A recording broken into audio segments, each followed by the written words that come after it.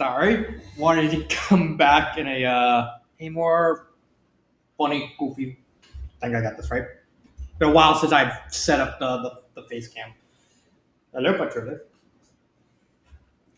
So it is I, Dark Symphony 777, with the final main fan fiction related content for the year.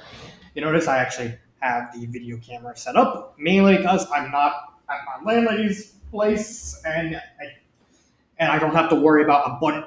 Everyone seeing like a bunch of junk behind me, just ready to possibly fall on me, or a very dirty garage. My landlady's a hoarder, but we're not talking about that story. We're talking about. Let me fix this again. Yeah, we're talking about Bon Voyage again. So last time I went over the details of it. I didn't go too deep into it because I do want people to enjoy it and come to their own conclusions on the story. That's why I always leave a link to the story in the description. This video is not going to have that because this is more of an amendment sort of video. But the reason I wanted to talk about this specific part, specifically around a specific storyline, is because I honestly thought it was worth talking about from a improvement standpoint because when it comes to the author Meme King, he's a good writer for what he is, but this little storyline in Bon Voyage, I think was really well done, and it marked a very visible improvement in his overall writing, and I wanted to at least talk about that and give my and more just kind of have something to talk about while I work on the top 10 list in the background. So, in order to talk about this story, we have to talk about the two characters revolving around the story. That being uh, Ryu from Shaman King and this chick, Bernadetta von Varley. So, I'm going to be frank, I don't know a lot about these characters. I know just enough, mainly from the author because I do talk to him. Ryu is a very stereotypical ladies' man. He starts out as a gang member, and then he gets beat up. He finally becomes a good guy, and then he just spends most of I think Shaman King. Like I said, I haven't seen Shaman King. I'm not going to spend a lot of time watching the entire anime to kind of figure out what is going on with him. But more or less, he's a ladies' man. He's very loyal. He has a lot of fun moments in Bon Voyage. But he is nothing compared to Bernadetta. Bernadetta is from Fire Emblem Three Houses, and she has a very complex backstory. As complex as I think we're going to get in a Fire Emblem game, I think. Don't quote me on that. Basically, Bernadetta is the daughter of Gregor von Varley, who is a religious leader in the land of Fogland. And basically, Gregor abused Bernadetta a lot. And it was very dark, especially for like Fire Emblem. And I know Fire Emblem was like, I think the most adult franchise Nintendo ever goes into, except for maybe Metroid and Fire Emblem would be the two adult ones. And Bernadetta was abused very graphically because he wanted Bernadetta to be a classical housewife. Basically, you're not worth anything unless you have your legs open, unless you're supporting your husband, all that, basically all that. And Gregor was so full of himself that anytime when Bernadetta tried to do anything that it did improve, he would abuse her. So there's like in the story, there was a moment where it shows her backstory, and he's like he has her tied to the chair and just basically beating her and stuff like that. And that actually comes up in Bon Voyage when we meet what the hell's that guy? What's the hell the Mr. Beast clone's name? Wish.com Mr. Beast. McMonster, I know his Maynard. There it is, Maynard, and he basically tortures Bernie by just tying. It's like you're gonna eat this, and then just ties her up, and she completely has a panic attack. And even like everyone's like completely pissed at that because like, dude, not cool. But Bernadetta is a really, really well written character. I know I'm kind of glossing over their characters, but I want to at least try and talk about the storyline as a whole. So give me some time to kind of sort everything out, and let's get started. So the storyline. Let me just get that. So the storyline for this actually starts at the very beginning of Bon Voyage, when we're introduced to both characters. Ryu comes in on a motorcycle. I think he comes in on a motorcycle. I just realized this is the. There we go. I just realized this is the. Where the hell is he? I know how Bernadetta shows up.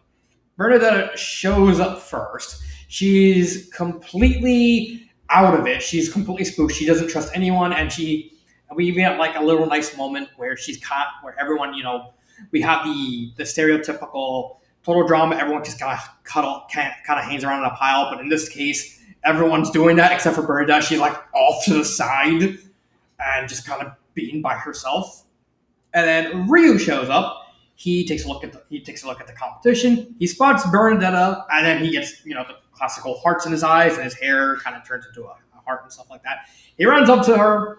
Bernie, justifiably scared, kicks him in the gonads, and he goes down like a sack of bricks. And that's how the storyline starts. And so we have the first couple chapters where it's Ryu and Kermit. And basically, they are desperately trying to get Bernie to come out so they can just hang out. Just so Ryu is captivated by who Bernie is and wants to get to know her better. But he's so shut off that he doesn't really know how to do anything. He kind of starts. He tries and he goofs up. And Kermit's like being the best wingman ever. It's like, come on, man. What do you have to? Come on. What do you mean, Kermit? You know what I mean. I once danced for Billy. Who the hell is Billy? You don't want to know. Let's just say it involves a very, very giant man with anger issues. And a bug bot. Bug bot. Yeah, I get it. I referenced who you think I'm referencing.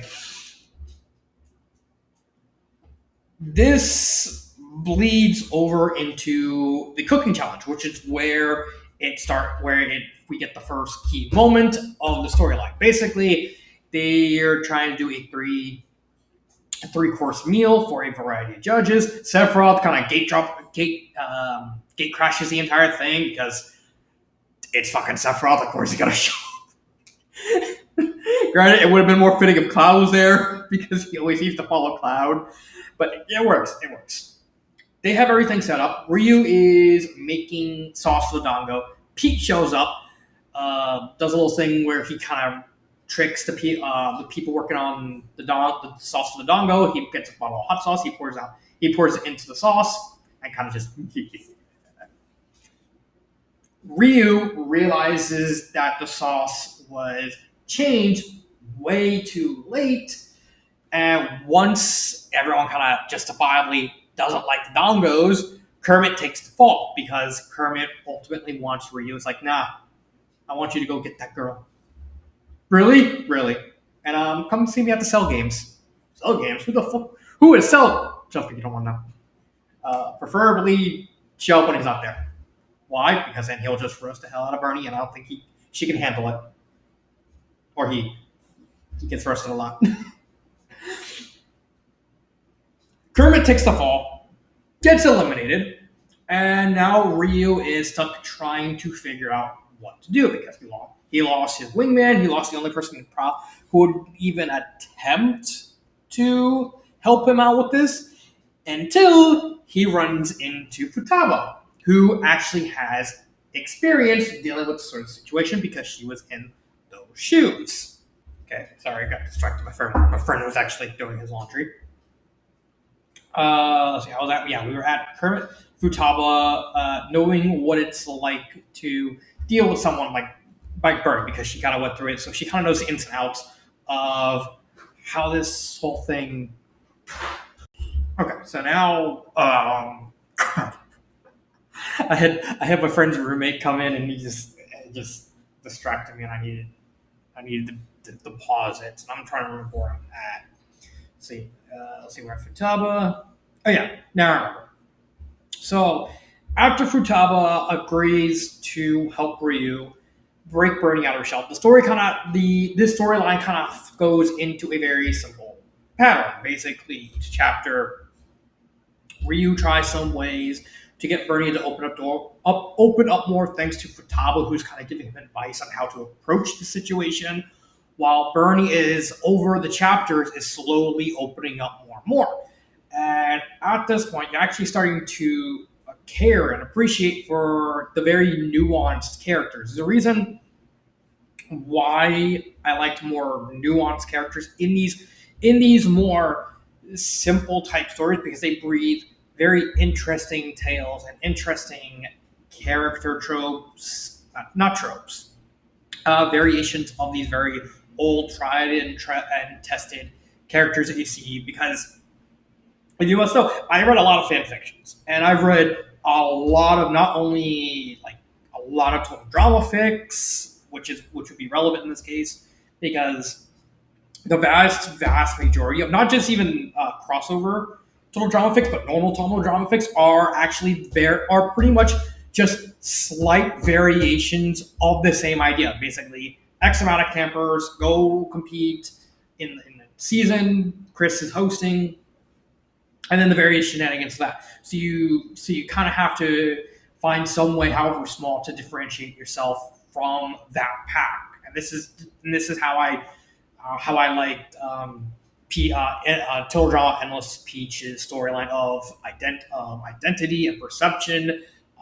Total Alternate Island story around Heather, of her trying to get away from her, realizing the error of her ways, and realizing how horrible a person she was because of the abuse she suffered from her father, and how they were abusing her family as well, how he was abusing her family as well as like Gwen's little storyline of becoming a goth because of distrust and trauma from nearly getting groomed.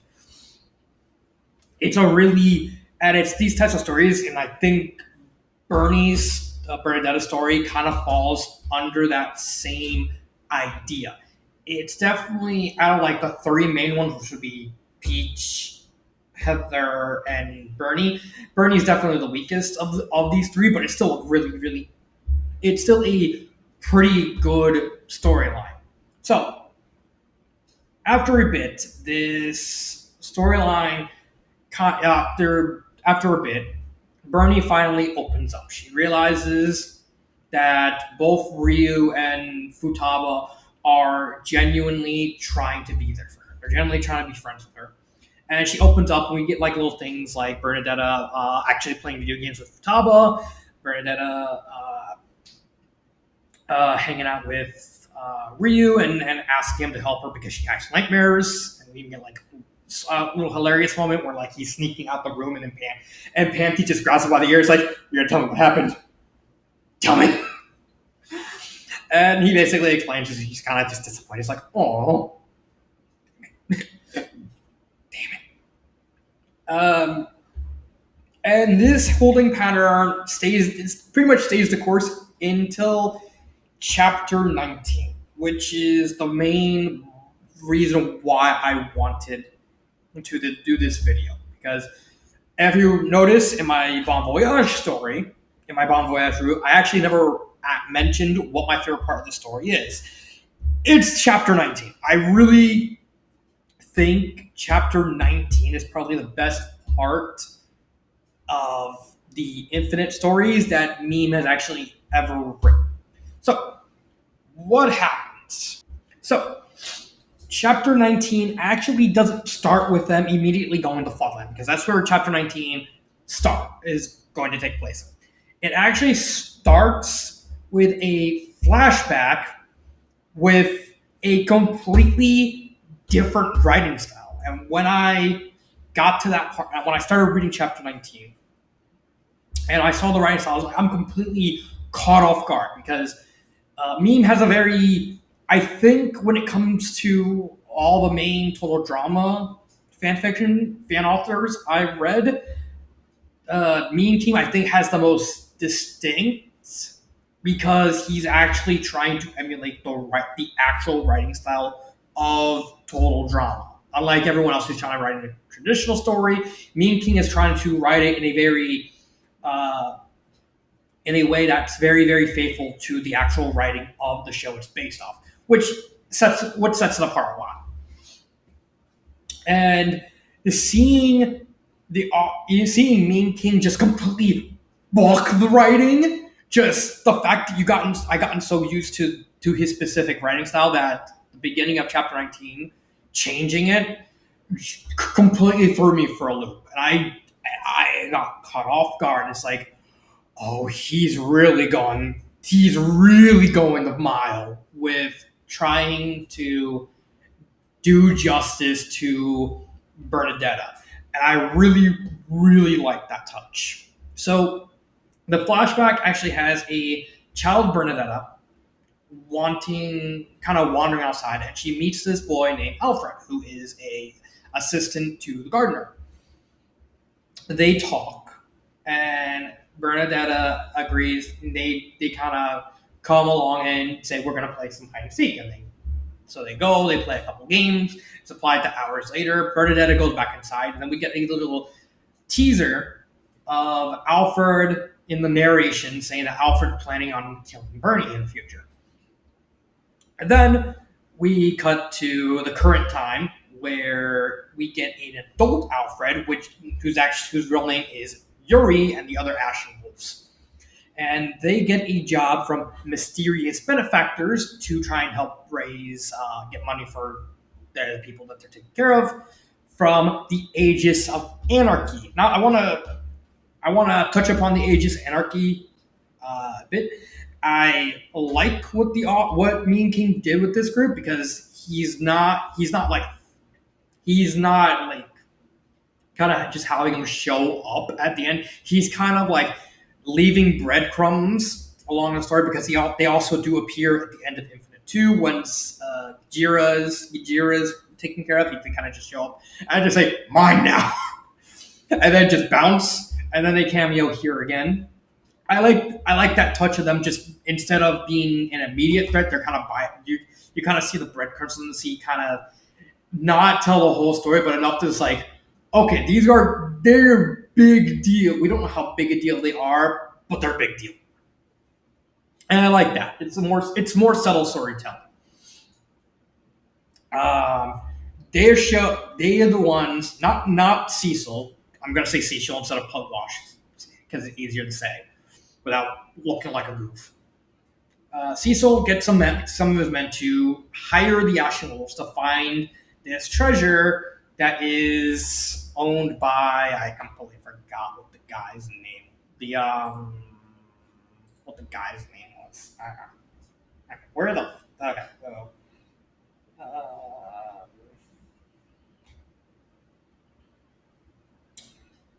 Where the hell is his name? I completely forgot what the name of that Saint something. Saint something. Indec. Indec. They had to get the treasure from Saint Indec. I completely butchered that. I'm pretty sure. And there's basically two things. One, whoever's the one who actually grabs the treasure gets to keep whatever inside the box. Simple as that. But the other, no wait, I'm jumping ahead. I realize I'm jumping ahead.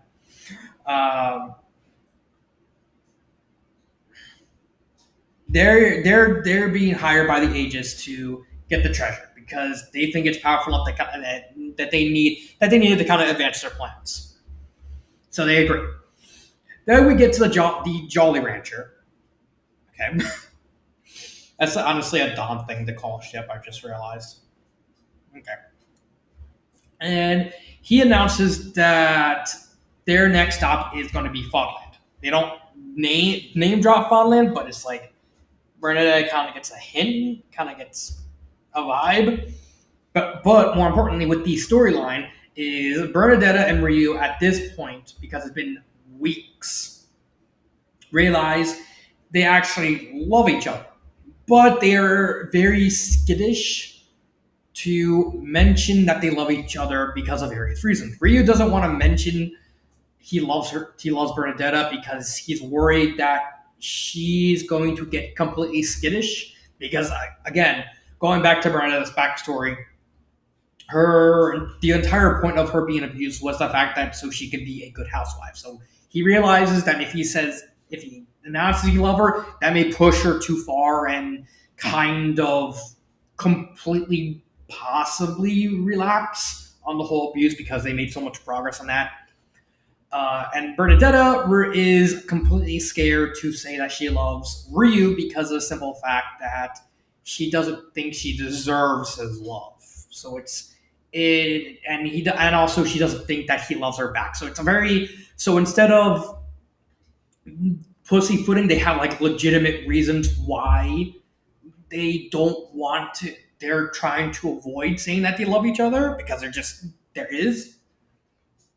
So they get to Foundland, and Dawn announces their challenge. You have to find the treasure of Saint Ictek. And whoever gets the treasure back not only gets whatever's in the treasure, but also gets the sole vote of who gets eliminated.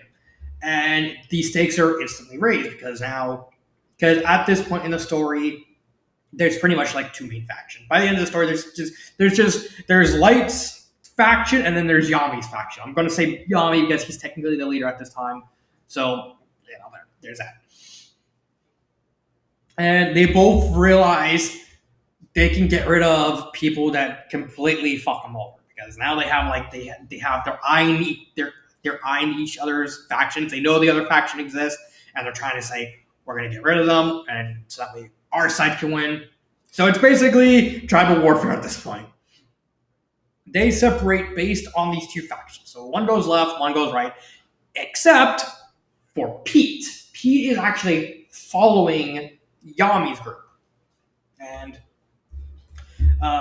the reason why Pete wants to follow them and he's basically covering his bases. So it's like, oh, if any of the other members wins, we're good. But in case they win, I can just in case anything happens, I can just stick around, grab the treasure chest. We still win anyway. So it's a win. So in Pete's eyes, it's a win-win scenario. So basically, various shenanigans happen in this chapter. On the light side, they actually get captured by the two girls of the Ashen Wolves, and then get held hostage by the members of the Aegis of Anarchy. However, also Ryu's kind of Alucard realizes that these two are kind of going around. I'm basically just gonna go find them because Ryu kind of runs into the Yami's group runs into them. Alucard realizes that they're up to do it. I'm gonna hunt them down because I'm Alucard. I basically skedaddles. But back with Light's group, they get captured. They're kind of held captive by the members of the Aegis of Anarchy. And the two girls, Malfoy. This is actually a good point to bring up. This is actually where Draco's storyline actually fully starts. It is kind of building up throughout the chapters before this, but this is officially where his storyline kind of starts in full. Because Malfoy realizes, doing all this, that's not what Barry would do. So he challenges the girl, one of the girl members of the Aegis, to a spellcard duel. Hey, you're a mage, I'm a mage, I'm going to challenge you. And they agreed to the terms that if Malfoy and his group wins, they get to be let go. And if they win, basically, not only are we keep you forever, but you're my guinea pig. So they get the whole setup with the wizard duel and all that. Malfoy does one spell, then the girl he's doing a magical, completely gets PTSD.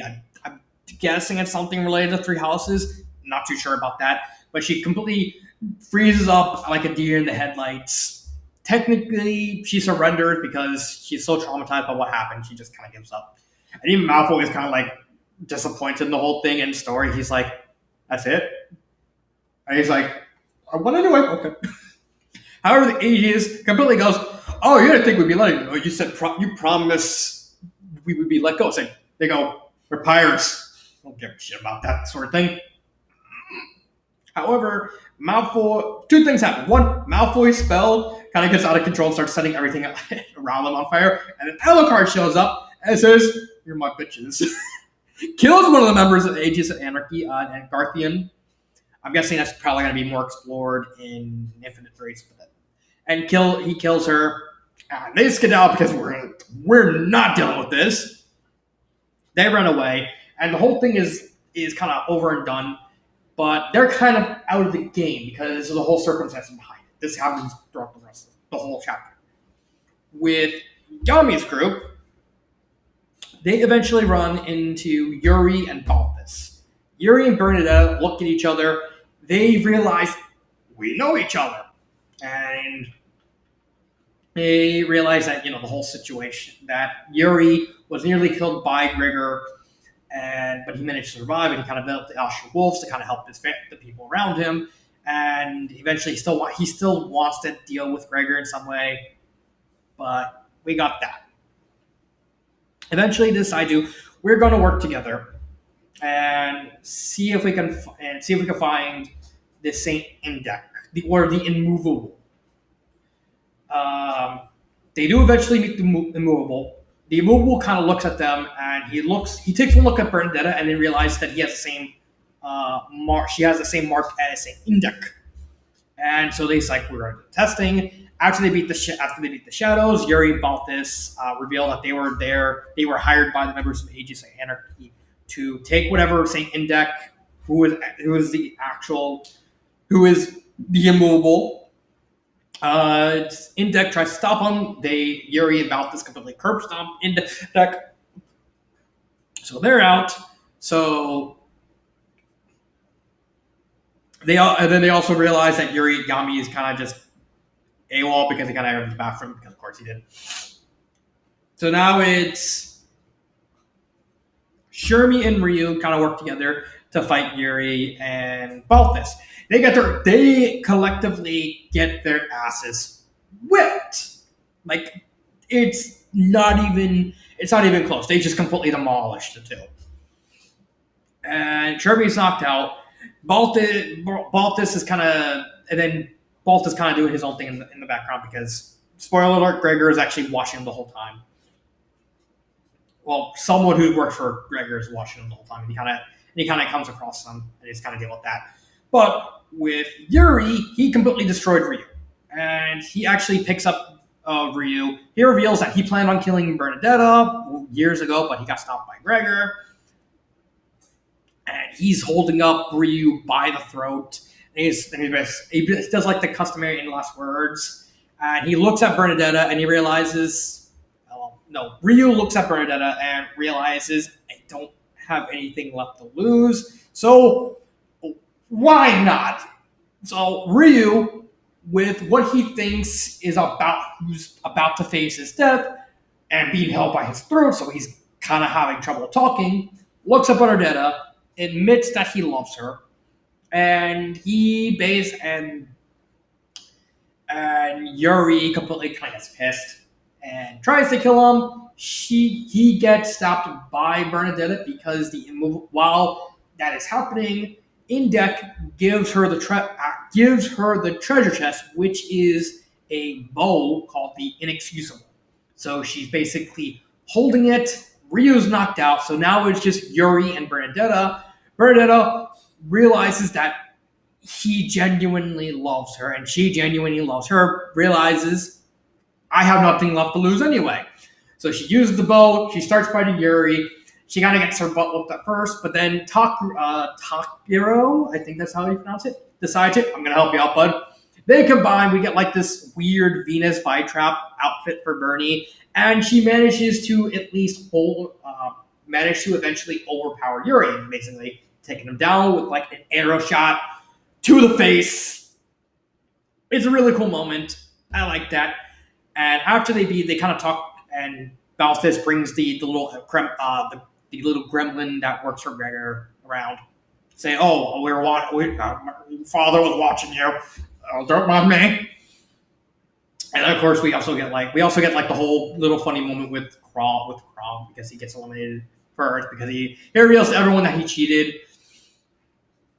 So yeah, that's kind of dealt with. However, while everything is going around, Pete shows up, takes the bow because Bernie kind of put the bow down. He takes the bow and skedaddles. They realize too late. Uh oh. They run to Don. Pete shows her the bow. Pete shows him the bow. He says, "All right, you won." It's like, "You get to keep the bow." "I don't want it." It's like, "Can I?" It's like, "That's my bow." It's like, "All right, here you go." Pete just casually gives Bernie the bow. It's like, "I got what I wanted." And that's pretty much the end of the chapter. Is something else that happens. Bernadetta actually gets eliminated because Pete kind of is like very petty at this point, and Bernie kind of beat him up for thinking that he stole food. It was actually Kronk. And then he basically voted her out, despite Light basically telling him, "Vote out Alucard." But she gets eliminated instead, and that is honestly more or less what I wanted to talk about with that storyline as a whole. Now you're thinking, now that I got through the whole story, more or less, you're thinking it's all good. It's like, honestly, for 95% the story of the storyline, it is good. However, there is one part of the story that I'm not a fan of, and that is how the story technically ends in the story. Now, there is an amendment to this because it does look like, from when I finished the story, it looks like they're gonna continue the storyline in 3 with Gregor, Yzma, and King Dice all deciding to work together. They probably just mess with their respective character, the respective characters. So Gregor goes after Futaba, Yzma goes after Kronk, and King Dice goes after for someone. No, let's not even go after Kaiba for shits and giggles simply because Kaiba will just roast the hell out of King Dice anyway. But how it ends here is what I was actually hoping for was like Bernie kind of confronting her father and kind of showing her growth over the course story, which is probably what's going to happen in Infinite 3. I'm not going to say how this technically ends is all bad because there is still a lot of unknown factors that could change my mind on this. But how it ends is not Gregor. Gregor is talking to the little minion. He has a little device that allows him to speak to him. Ryu picks it up, basically calls him out for being a scumbag, crushes it with Gregor promising that you're not enemies of the state. And then in the next chapter, we get this little news headline. And this news headline thing, I'm not a big fan of. Mainly because it comes off as like very anticlimactic. It just, instead of like Bernie going back to Fodland during like either Infinite 3 or something else, we'll talk about that in a minute. It just ended because Zach Sigma kind of just writes a paper, which honestly, it's not even just anticlimactic. It also doesn't really make any sense because most of the people early in chapter 19, it's revealed that not a lot of people in Fodland have access to watch on Voyage. It's really just the big high society. So like Gregor and all the other lords who really have like interdimensional TV. I'm guessing like the students also have it too. So it doesn't really make sense narrative wise that they would reveal this in this way and randomly Gregor just goes behind. I know there's the idea of suspension of disbelief, so you can kind of so this could be an argument that this is kind of a suspension of disbelief sort of deal, where it's like, oh, just don't worry about it. It's kind of like his own thing to kind of get started on the storyline and all that. However, I think personally, I think this is a stretch too far because it really doesn't make sense. Which I think maybe I think I don't know. I don't know. It's just a weird way to end the storyline. Again, my mind could be changing because of everything what's going to happen in Infinite Three. So basically, literally anything could happen in Infinite Three. Like you can do the whole Bernadetta confronts him and everything, and I think that'd be fine. Um, what I think should happen, and this is basically speculative territory. This is basically what I personally would have done with this storyline is get rid of the whole team up between King, leave Gregor out of the team up, have it be King Dice and he as well, have it be like a comedic duo side villain sort of thing.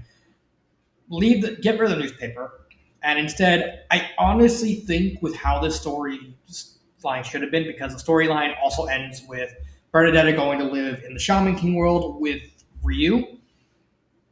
This story honestly could easily make this storyline could easily branch off into its own original story, like completely disconnected from total drama. Just have it.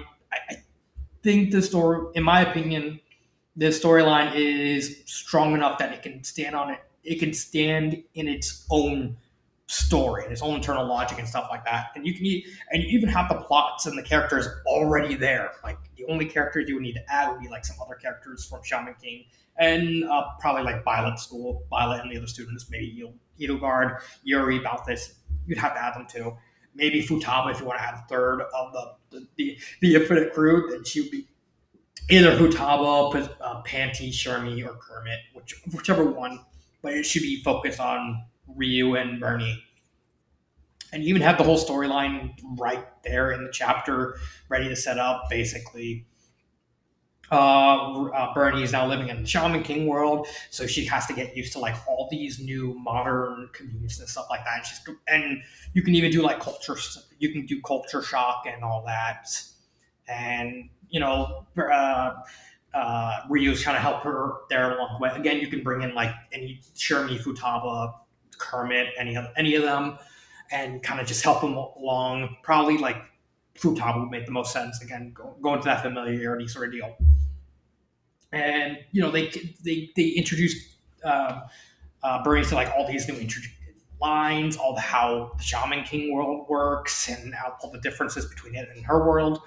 You can have in the Fire Emblem world, Gregor's kind of working against Bernie to try and basically remove her from the pictures, like to bring and because of shame, and also get rid of Ryu for loving Bernie and something like that. And then Ryu and Bernie can go somehow cross over probably with Sophus and interact with the Fall Lamp, with the school crew and other members. And eventually, you could do whatever you could pretty much do whatever you want with the story. It'd probably end with Bernie confronting Gregor, probably beating the shit out of him. It would honestly be an epic moment. Just the climax, just having Bernie just having her fist and just decking her father in the face. Would deserve it. But yeah, I really think this storyline was really well done. I think it surprisingly had a lot of nuance. It really showed that that Mean King is still learning, and he's getting better all the time. And I can't wait to see how Infinite ends up being, because I'm actually now mildly interested, like how everything progresses with Infinite Three, with like all the storylines. I know Kaiba's going to get involved because he's who's going to be in the story for me. Over a year ago, it's like, oh, Kaiba's going to roast everyone. I even like suggested the story of probably like a Yu-Gi-Oh themed costume contest. I still maintain my only My only hope that doesn't happen in Infinite Three is a Yu-Gi-Oh duel, because I just don't think Meme would be able to write it in his art style. I don't mean to offense Meme King. I just think that's not. I just don't think with your writing style that's actually going to happen. But like a Yu-Gi-Oh themed costume contest, I think would be pretty funny, especially with Kaiba winning because there's a card based off him. Yeah, that's just speculative. But I do think I am very interested in how everything's going to progress, because yeah, like the returning characters from Infinite One, returning characters from Infinite Two. I know Bernie is going to show up from Bon Voyage. I can't remember who else is going to show up from Bon Voyage, but and also new characters. So there's lots of, and it's also going to be the finale, I believe, and there's going to be like a lot of intricate pieces moving around. I can't wait to see what's going to happen in Infinite Three. But if it's anything like this storyline, I honestly can't wait to see what it goes through. So yeah, that is my second half of Bon Voyage. Like I said, I honestly wanted to congratulate Neem for for doing this storyline, for taking the risk, for realizing this story is not deserving of like the traditional sort of deals that I do, and I wanted to experiment, and I wanted to see what I can push to see. I honestly think Meme did a really good job with the storyline, and so yeah, I think that's all I really have to say. I do apologize for the slight stuttering. I'm still kind of mind cluttered with what's going on with my family, and also like a lot of pauses and stuff like that with my friends and roommates coming in. So yeah, that is my video. I hope you agree with it, or not agree with it. Let me know in the comment section below. Make sure to like the video, subscribe to the channel, and click on that bell for notifications. There's something really more I can say, but you did good, man. Kind of, I have full respect for this. Thank you.